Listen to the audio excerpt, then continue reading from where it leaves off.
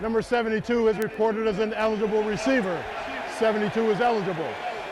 All 6'8", 330 of Zach Banner eligible. Zach, before we talk about the Monday night game, the eligible receiver, the crowd, I want to go back to the post-game interview you did after the game. And you basically were saying that Pittsburgh feels like home. So why does it feel like home, and maybe why did your previous stops not feel like home to you? Yeah, I mean, I've been wanting to say this for about the year and a half that I've been here. Obviously, I've been taking a break from media just out of respect to not only the older guys, because they like that, you know, when a young guy comes in and starts contributing. I don't want to be woe is me. And then also Pittsburgh is just like that. Like, you can just tell the Pittsburgh people are about action more than words. And if you do have actions, then you can have your words. But I meant what I said. You know, I've been here all off season through the cold and the heat. And I've seen everything Pittsburgh has to offer in terms of football support as a team, but also individual support this last week. And I know I kind of jumped the gun on that. I know we weren't getting to that, but I just wanted to show my appreciation to the Pittsburgh fans because, like I said, they're so football oriented and so focused on and so die-hard black and gold. I got that right this time. That it means a lot to them. And I want them to know that not only for me, but other guys on this team, it means a lot to us as well. This offseason, I was here, so I saw that you were here in Pittsburgh. You mentioned, you know, roughing through the cold and the winters that are, you know, living in Pittsburgh, Pennsylvania. But why did you stay here this offseason, and maybe take me through the transformation that you did do to get to 2019? Yeah, so going into, obviously, I don't know, just a quick summary. I was drafted in the 4th round by the faceless team that we're playing this week. That's good call. And then I was released at the end of camp on waivers. Got bidded for by 4 teams. I was with another faceless opponent that plays in the North as well.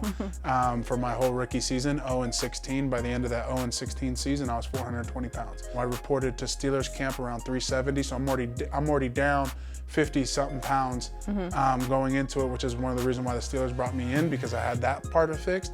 But I was really just a guy, a just-in-case guy. And Coach T asked me, and I remember this like it was yesterday.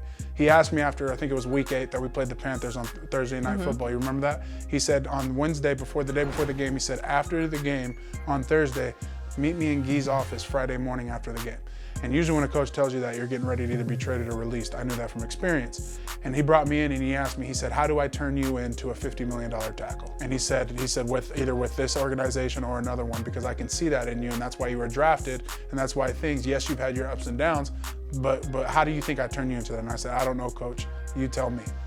And then he looked at me and said, I think you should get a house out here. Where are you living? I said, in a crappy apartment on the south side, because I don't know when my last day is. He said, get a house and stay here in the off season. So week 8, I knew that they were going to give me extension. And obviously I didn't put that out there because there was 8 more weeks to earn that and solidify that. But when a team or an organization, like when I was at USC, sees the work that I put in and shows love back like they do here, I will run through a wall for anybody. I'll take a bullet for anybody, because this is my family, and I feel like this organization is somewhere where I belong, and I love it here. Number 72 is reported as an eligible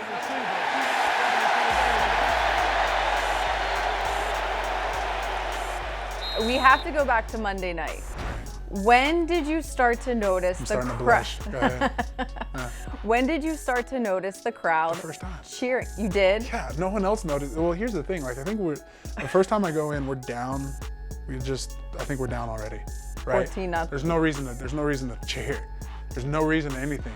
And also, it's not a coincidence, because I made sure. I just didn't want to be the guy to bring it up. Does that make sense? Yeah. So I kind of like smile and I keep my helmet down. And when I'm in the huddle too, when it's happening, I'm like looking to where I usually look, but I'm making sure I look down so people doesn't see me cheesing, because I noticed it from the first thing and it just got louder and louder. And now that it's a thing, it's gonna be a thing. So like my thing now is, fans, thank you, keep doing what you're doing. But I promise you, unless we're obviously winning by a lot, I'm not gonna acknowledge it, but I do appreciate it, because I have to focus, man. There's an assignment. We can't just be out there, dang, or else guess what? I'm gonna lose my job and then you're gonna have another guy reporting. Coach Tomlin told me he eventually heard it. Mason also heard it. And did you see Mason's post-game press conference? One of those last drives, when 72's entered the game, he's eligible. And I said, "Are they cheering for you?" I think he was like, "Yeah, they are." So he was real happy about that. Yeah, okay, first of all, his imitation of me was horrible. He's a horrible actor. That conversation did happen where he was like, first of all, that's how focused he is. It's a compliment to him, right? That's how focused he was. It was fourth quarter. It was like going in, trying to finish this game. He was like, "Are they cheering for you?" And I was like, "Yeah." Good looking guys he idolizes. Tom Cruise.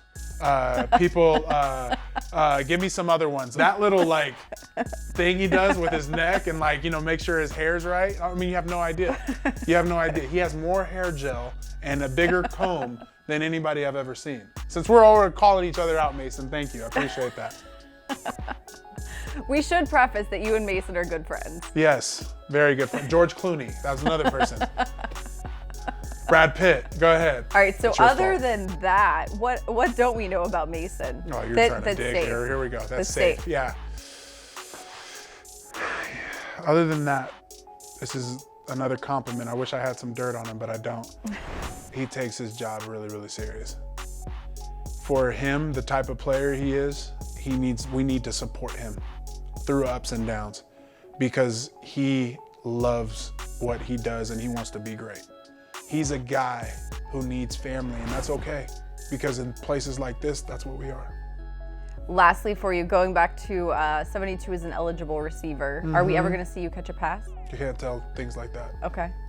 You like that? To be continued.